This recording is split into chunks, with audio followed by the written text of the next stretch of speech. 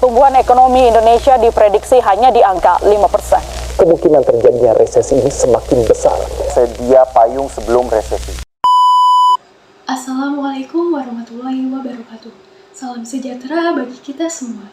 Om Swastiastu, Nama Budaya, Salam Kebajikan. Sebelumnya, perkenalkan nama saya Febranida Amana Magribni dengan NIM 2281133416 dari Program Studi Administrasi Perkantoran Universitas Negeri Yogyakarta. Kalau ekonomi Indonesia terkena resesi, ngaruhnya apa sih ke kita? Buat fresh graduate akan susah mendapatkan pekerjaan karena efisiensi perusahaan menahan penerimaan karyawan baru. Kalaupun dapat pekerjaan, standar gaji yang diterima bisa lebih kecil. Sedangkan buat first jobber atau karyawan tetap yang biasanya dapat bonus, kemungkinan besar bonusnya nggak akan turun. Kenaikan gaji pun belum tentu ada. Bahkan lebih parahnya bisa kena PHK.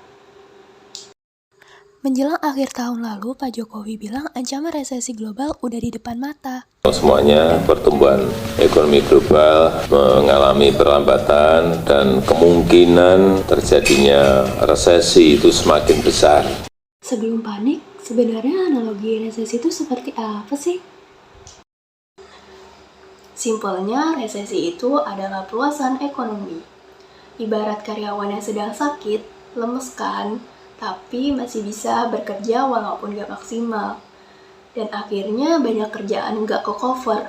Di dalam kondisi resesi ekonomi, negara sudah ada gejala sakit selama 2 kuartal. Tetapi aktivitas perekonomian dan bisnis tetap berjalan walaupun lambat. Penyebabnya itu bisa karena gejolak ekonomi luar negeri. Seperti virus, kalau orang terkena flu, pemerintah bisa jadi dokternya. Nah, obatnya itu adalah kebijakan ekonomi, biar ekonomi kembali sehat. Kalau sudah diobati, negara sudah masuk ke dalam krisis ekonomi, bukan resesi lagi. Banyak aktivitas ekonomi yang lumpuh, seperti pengangguran naik tajam, inflasi tinggi, dan banyak perusahaan gulung tikar. Nah, pemulihan krisis ekonomi ini membutuhkan waktu yang lebih lama daripada resesi. Menurut statement Pak Jokowi, mengenai resesi ekonomi global, indikasi resesi memang sudah terlihat sepanjang 2019 sampai 2020. Salah satu penyebabnya adalah perang dagang Amerika Serikat dan Cina.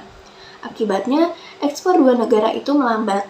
Kebutuhan bahan baku jadi turun, yang nantinya berefek ke pertumbuhan ekonomi negara-negara berbasis manufaktur, yang selama ini mengekspor bahan baku untuk dikirim ke Amerika dan Cina. Terus, Indonesia gimana? Kan selama ini Cina dan Amerika menjadi mitra dagang terbesar bagi kita.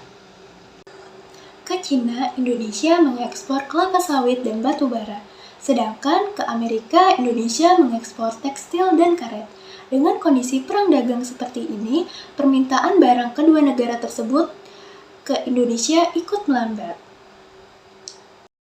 Kabar baiknya, Indonesia belum mengalami resesi loh. Resesi itu kan kalau sudah 2 kuartal negatif berturut-turut.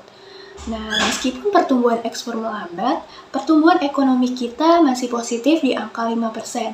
Tapi, apapun kondisinya, kita harus mempersiapkan dana darurat 3-5 kali gaji. Dan gak usah konsumtif buat beli barang yang gak perlu-perlu banget. Sekian dari saya. Wassalamualaikum warahmatullahi wabarakatuh.